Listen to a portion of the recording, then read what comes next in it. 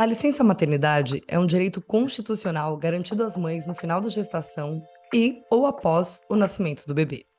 Ela permite o afastamento do trabalho por pelo menos 120 dias para se recuperar e acompanhar de perto os primeiros meses da criança.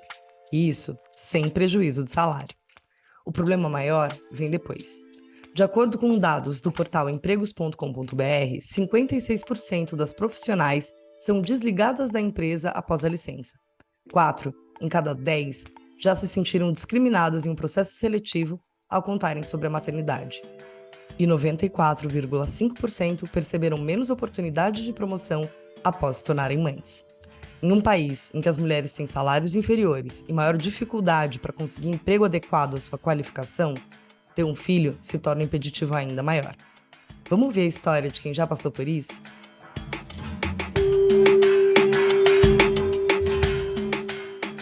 Eu me chamo Tassiana Fortunati, comunicóloga, diretora audiovisual, terapeuta educadora menstrual, e esse é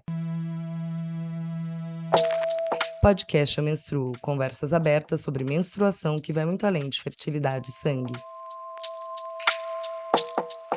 E eu me chamo Carolina Pinhol, biomédica, especialista em reprodução, doutoranda em biologia celular e educadora no Ser Íntime.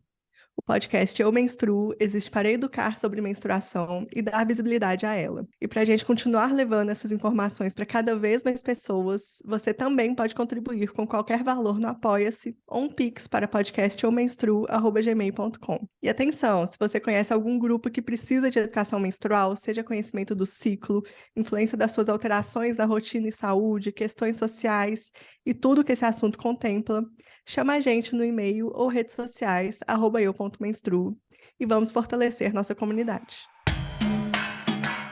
O episódio de hoje é do nosso quadro Partilhas. Convidamos a Amanda Oliveira, biomédica, especialista em estética, fundadora da Small Beauty, colunista do programa Saber Viver TV da Rede Alterosa e minha amiga pessoal. Seja muito bem-vinda, Amanda. Obrigada. Amanda, conta um pouquinho pra gente da tua história. Vamos lá.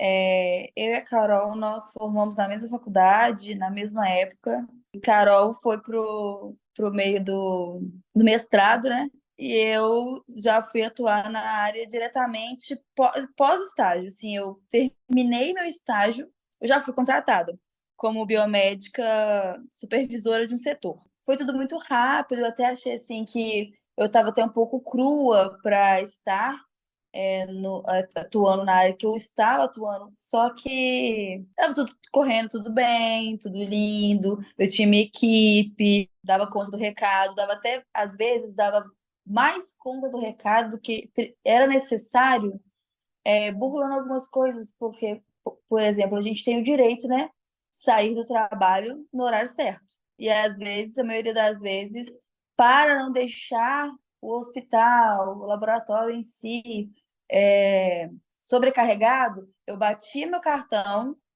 que era meu plantão era noturno, de 19 às 7 da manhã. Eu batia o cartão às 7 horas da manhã, porque era proibido, não tinha hora extra, e subia para voltar a trabalhar. Aí eu engravidei. O engraçado, que não é engraçado, na verdade, é que uma outra biomédica, ela engravidou praticamente junto comigo. Ela engravidou em julho, e eu engravidei em setembro.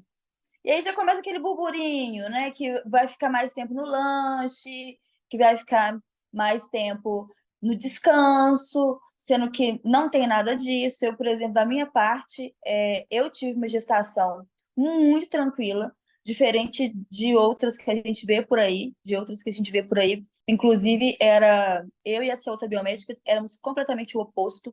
Enquanto uma sentia muita fome, sentia muito enjoo, tinha que ir várias vezes ao banheiro, a outra não. Por outro caso, era eu. Eu evoluí para um parto cesariano porque eu não tive dilatação, eu não tive contrações, aí era completamente diferente o meu jeito do dela, por exemplo, porque ela foi parto normal, já estava com a passagem ali, e o canal dela já estava relaxada, ela tinha que ir mais vezes ao banheiro, as pessoas não entendiam, as pessoas pensavam, por exemplo, que a Amanda não tem preguiça, e a fulana tem, não tem nada a ver, é tudo a ver com o nosso corpo. Eu que realmente não precisei de várias vezes ao banheiro, nem à noite, nem nada, não dilatei 1 centímetro sequer também, já ela foi para parto normal, mas as pessoas não querem olhar isso, eles focam no trabalho, em quem é preguiçoso e quem não é. Lembro de sempre estar deixando o plantão o mais limpo e impecável possível para o próximo plantonista pegar. E aí teve uma vez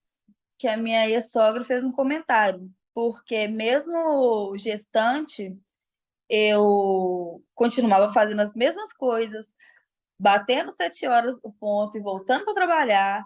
Não dei nenhum atestado em dia nenhum, porque a minha gestação, como eu mesma disse, foi tranquila. E aí ela foi e falou assim: Amanda, você acha que você vai voltar? Aí eu achei assim, a pergunta mais mirabolante do mundo. Tipo, como assim? Se eu vou voltar, é óbvio que eu vou voltar. Eu sou excelente, eu sou uma profissional excepcional. É óbvio que eu vou voltar. Não existe essa dúvida. E muito mais por tudo que eu fiz durante o tempo que eu estava, né, na gestação. Eu entrei de licença, aí eu não peguei também atestado nenhum, fui todos os dias. O Arthur nasceu numa quinta-feira e eu trabalhei de plantão até terça, e justamente para não prejudicar, né, a rotina do hospital e tudo, porque eu estava me sentindo bem fisicamente, fui até o final. E aí, tive 3 meses de licença maternidade, foram 3 meses de licença cumpridos, e eu peguei minhas férias e juntei, porque 4 meses é muito pouco tempo. É pouco tempo demais, inclusive para quem é da área da saúde e trabalha em um hospital, né? Eles deveriam ter pelo menos um pingo de decência em relação aos meses, né? Já que tem algumas empresas que já disponibilizam há mais tempo, 6 meses, e depois você complementa com suas férias. Aí eu voltei, dei 2 plantões, foi horrível, porque como eles não falaram nada, era como se eu fosse voltar mesmo.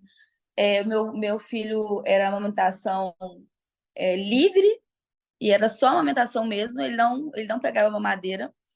Eu tive que ordenhar, deixar no congelador para minha mãe dar para ele enquanto eu estava dando plantão, porque eu ficava de 7 a 7, né? Eu dei 2 plantões. Eu lembro que na época eles esperaram eu completar certinho, ou seja, eu não ia voltar. Eles já tinham a intenção de me mandar embora, só que não tinha dado a data certinha. Aí eles deixaram eu ir, dar 2 plantões, ficar longe do meu filho, quase ter que desmamar ele para trocar pela madeira, para depois desses 2 plantões RH me chamar. A minha demissão não é uma demissão com justificativa, não tem justificativa. E hoje em dia, que eu sei mais sobre leis, um pouco mais sobre as coisas, é necessário a empresa se justificar com você pelo motivo do qual você está sendo desligado. Eu não tive. Eu fui simplesmente mandada embora. E a gente se sente muito descartável, porque a partir do momento que você faz tudo pela empresa, não que eu esteja fazendo, estava fazendo a mais. Não, estava fazendo o meu melhor. Não me arrependo hora nenhuma disso. Mas a partir do momento que eu falei, e eu falei que ela fala com vocês em relação a claro que eu vou continuar. Eu tinha certeza absoluta que eu era uma profissional extremamente capacitada e que a equipe precisava muito de mim, que não seria uma gestação, né? A gestação não pode ser mandada embora, né? Pelo menos isso a gente tem no Brasil. Que após eu ter tido meu filho, eles fossem achar que ia mudar.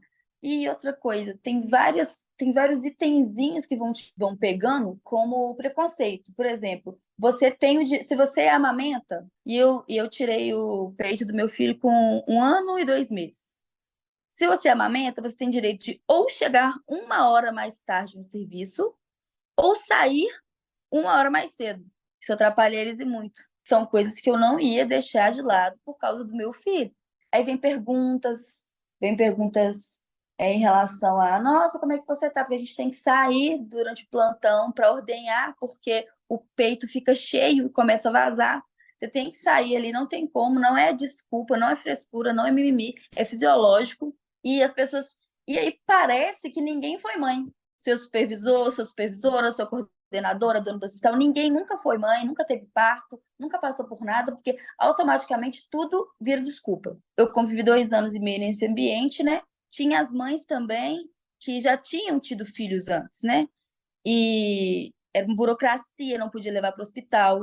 Era uma vez a cada 6 meses que era liberado isso, ou seja, ser mãe era como se fosse um peso a mais, né? Como se seu filho fosse trabalhar com você. Aí, depois que eu fui mandada embora, sem essa justificativa, aí eu voltei, fiquei em casa e tudo.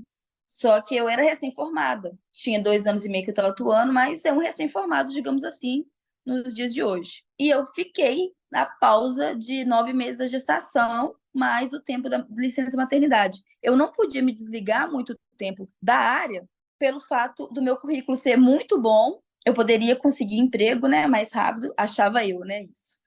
Eu achava que seria, que o meu currículo era extenso, maravilhoso. Aí eu falei assim, eu vou começar a procurar, e aí, depois, quando o Arthur fizer mais ou menos um ano, eu começo a trabalhar. Gente, pelo currículo, eu fui chamada por uns 3 hospitais e uns 2 laboratórios muito conhecidos, pelo currículo. Porque no currículo não estava escrito que era mãe. E aí, quando você entra para fazer a entrevista, você é questionado de várias coisas. Eu falava sempre com muita propriedade, tudo. Tinha lugares que não perguntavam, tinha lugares que perguntavam depois. Mas tinha lugar que perguntava se você era mãe. Se você era mãe, aparentemente já era um empecilho de você ser mãe.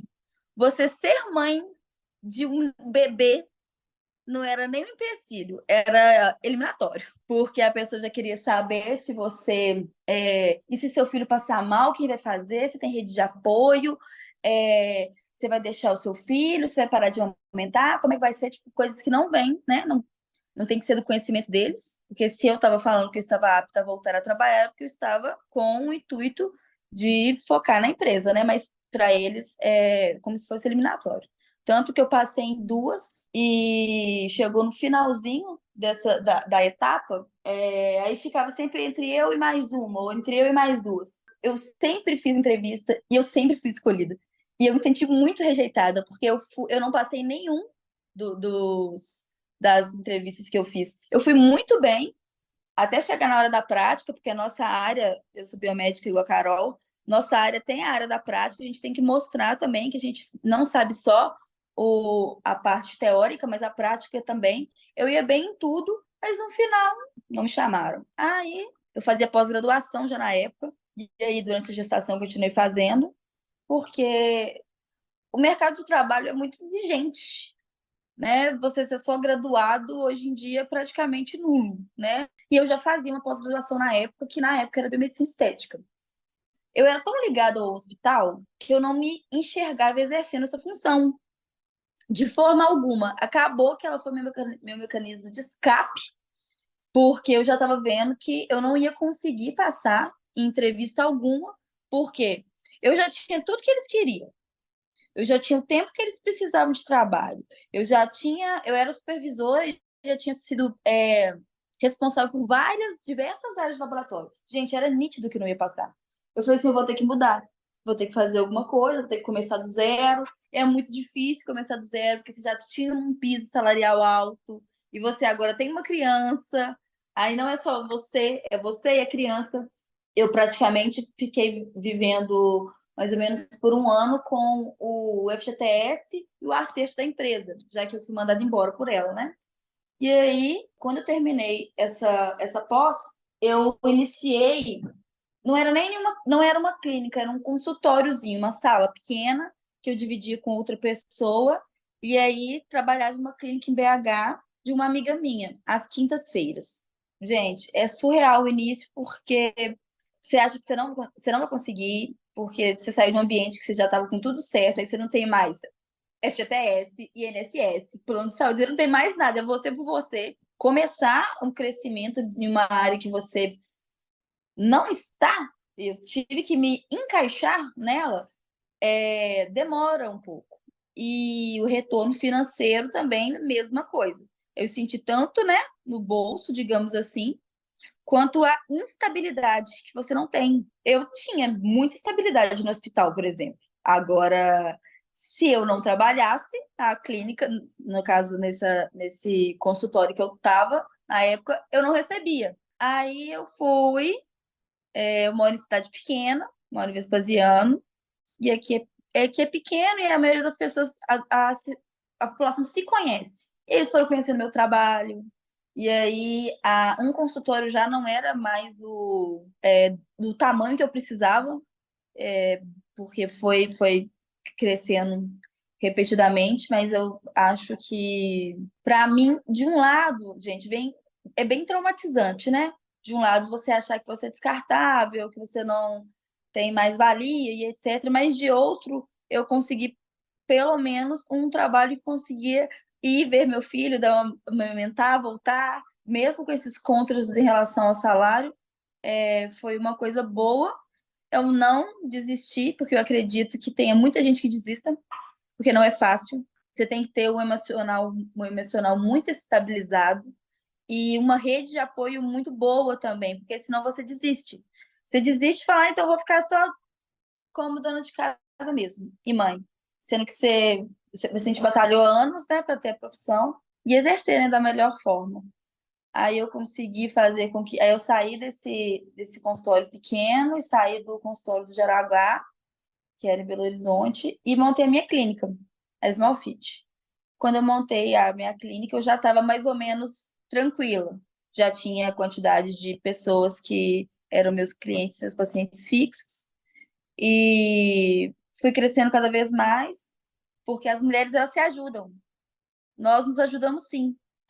Óbvio que sempre vai ter preconceito de alguma parte, né, gente? Em você ser mulher, ou em você ter deixado seu filho ali com uma babá para ir atender e etc. Isso não é problema para ninguém. Todo mundo acha isso correto, porque é o que todas nós mulheres fazemos. Nós deixamos nossos filhos em casa ou na escola, ou com babá, ou seja, com quem for, para ir trabalhar. E eu cresci em um ano, eu aumentei a clínica para 3 consultórios. Eu trabalho com o número de 6 funcionários. Eu fui chamada ano passado para fazer parte de um programa de televisão que fala sobre a área da estética e saúde, que é o programa Saber Viver, da SBT, da Rede Alterosa, né? Porque nós somos de Minas Gerais. Ganhei já 2 prêmios, 3. Ganhei 3 prêmios como melhores empreendedores de Minas Gerais. Aí a gente fica pensando, agora tudo é vitória, né? E eu também eu montei também minha marca de cosmético, que se chama Small Beauty. E a gente olhando tudo lá para trás, eu contando, a gente vai relembrando, é difícil você saber que você, eu, por exemplo, que tinha tanto potencial, tanto que eu fiz várias coisas depois, eu fui julgada como insuficiente pelo fato de eu ter saído do puerpério. Aí qual que é a diferença disso? Eu acho que não faz sentido. Mas isso mexe muito com o nosso psicológico, fazendo até mesmo com que a gente pense que nós somos incapazes.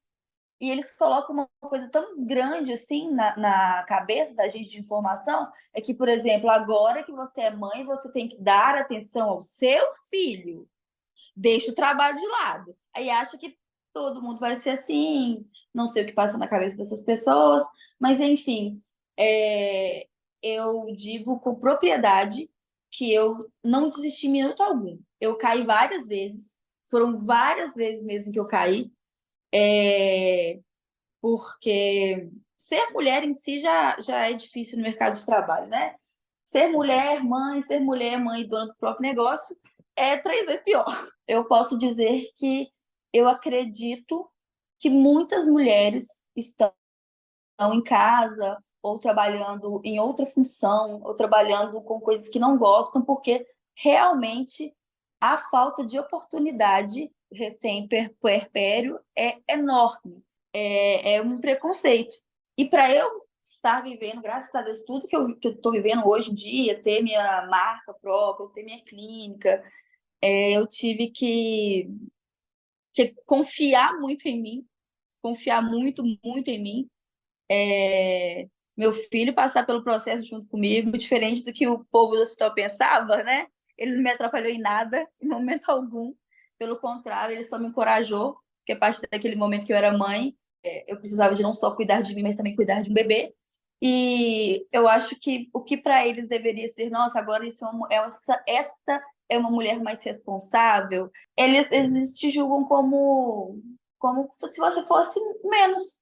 Só é pelo simples fato de você ser mãe. Porque você via, era nítido. Porque eu era nova, eu tinha na época 26 anos. E aí tinha gente com 30 que não tinha filhos. E muito menos experiência do que eu. E essas pessoas eram aceitas, conseguiam cargo. E aí eu não. E tanto que o meu ficou tão nítido, porque como eu estava no hospital que tinha 5 ou 6 supervisoras, todo mundo da época da biomedicina estava me mandando. Ou seja, eu ia com recomendação, e mesmo sendo recomendação, eu não conseguia passar pelo fato de ter uma criança. Amanda, primeiro, obrigada por compartilhar a sua história com a gente. Eu tenho certeza que Eu que vai agradeço.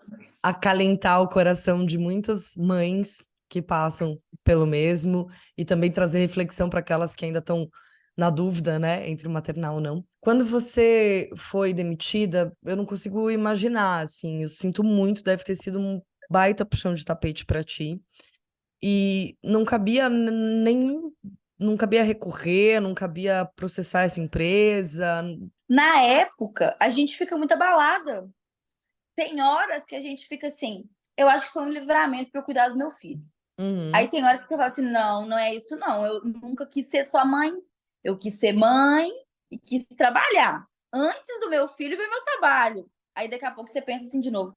Não, mas é porque ele também é tão novinho, né? Todo mundo fala. Aí eu entrei em um choque de realidade, porque para mim foi tudo muito rápido. Eu fui admitida nessa empresa pelo estágio, né? Ou seja, eles viram meu potencial, minha capacidade, tanto é que eu fui supervisora da parte da noite, que isso é como se fosse uma promoção. E eu fiquei durante um período da gestação, nesse período da noite, e tem estudos científicos que comprovam que faz mal ao feto, né?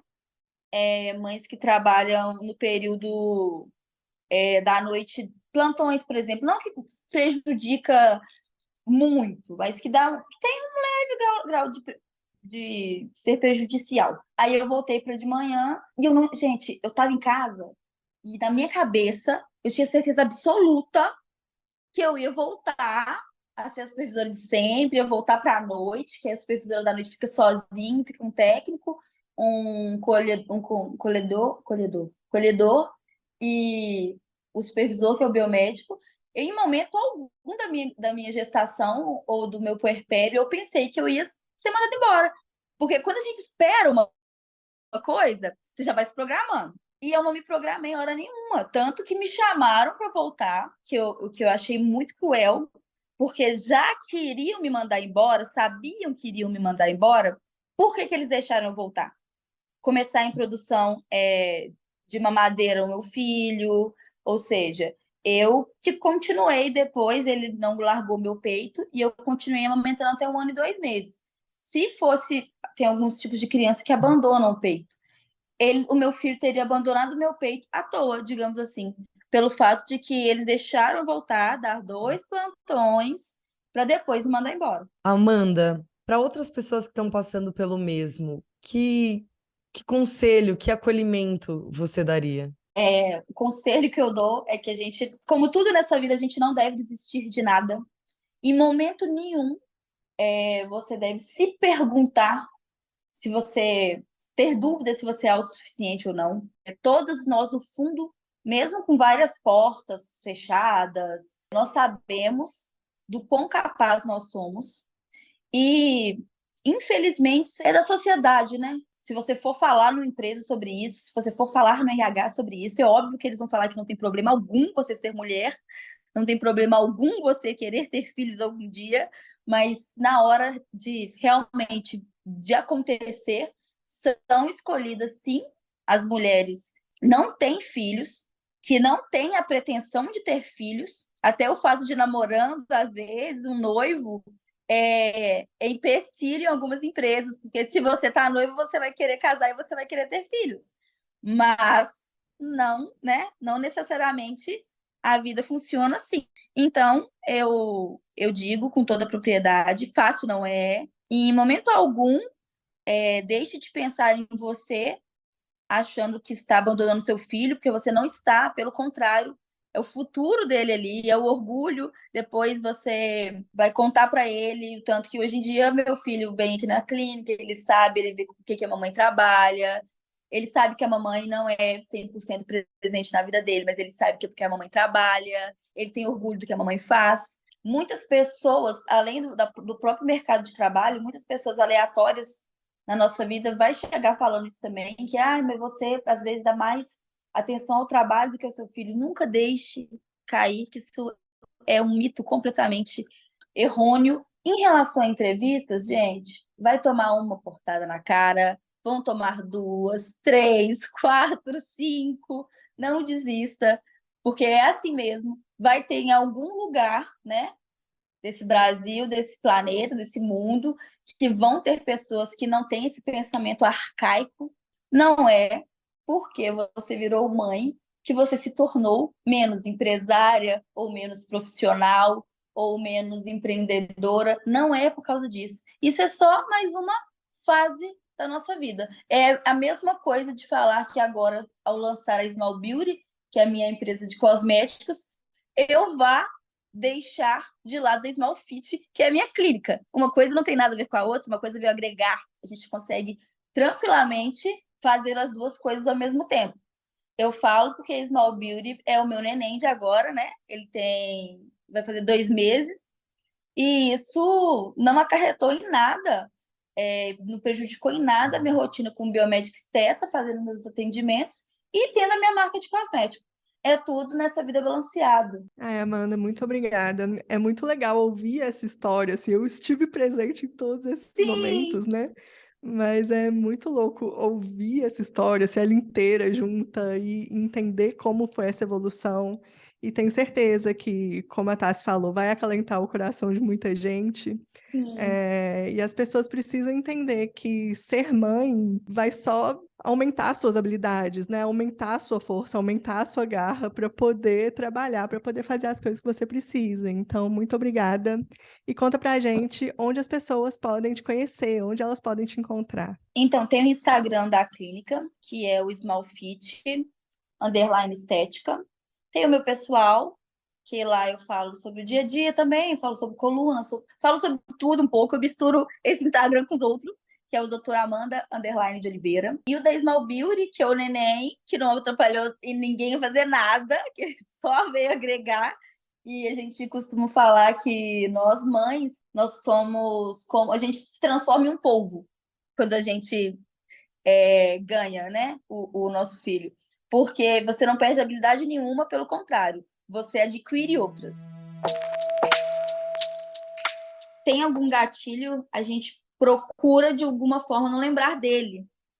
E por muito tempo eu mesma esqueci dessa história que eu estou contando para vocês tão minuciosamente.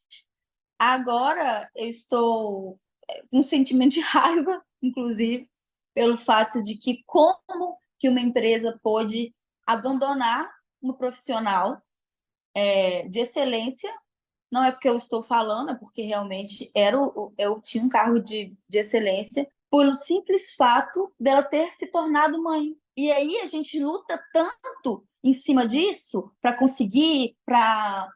correr atrás de outra coisa, que a gente acaba esquecendo. Mas agora eu falo com vocês, eu até arrepio, porque não deve ter sido fácil para a Amanda de 2017 passar por isso tudo que ela passou. É uma recém-formada, é mãe, que tinha um emprego estável, que acreditou que nunca seria demitida por esse fato, ter que conviver com isso.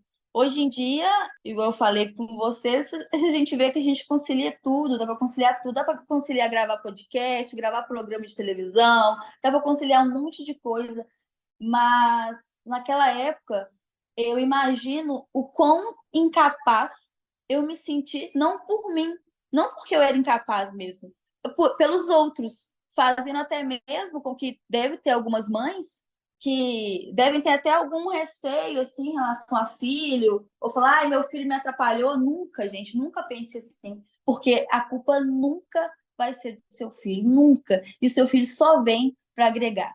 Amanda, a gente agradece muito pela sua partilha e Por um lado, sinto muito ter te trazido raiva nesse momento, mas a gente é muito fã de raiva nesse podcast, porque a raiva mobiliza as pessoas. A maioria das pessoas que passam por aqui são muito mobilizadas pela raiva que sentiram em algum momento de alguma coisa.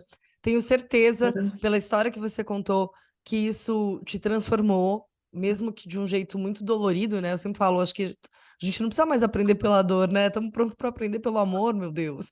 Mas mesmo com tanta dor, eu tenho certeza o quanto isso te transformou e te torna hoje, inclusive, uma empresária melhor, uma contratante melhor para as pessoas que estão ao teu redor.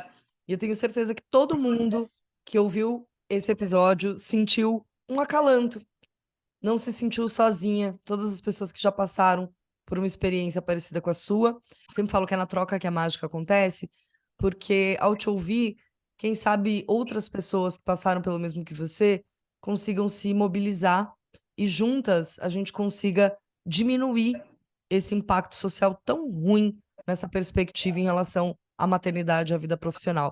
Então eu te agradeço muito e aproveito para te perguntar, hoje, em uma palavra, a primeira que te atravessar, sem julgamento, o que é menstruação para você? Menstruação, para mim, é sinônimo de vida.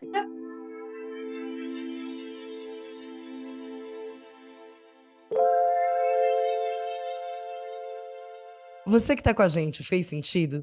Obrigada pela companhia. Tenho certeza que a gente trouxe muita luz para expandir as nossas perspectivas em relação a gente, ao nosso ambiente de trabalho, às pessoas que estão ao nosso redor, que são ou que desejam ser mães. Comenta o que você achou desse episódio. E uma forma rápida e fácil de apoiar esse podcast é seguir, ativar o sininho para não perder nenhum episódio e avaliar com 5 estrelas na plataforma que você estiver ouvindo.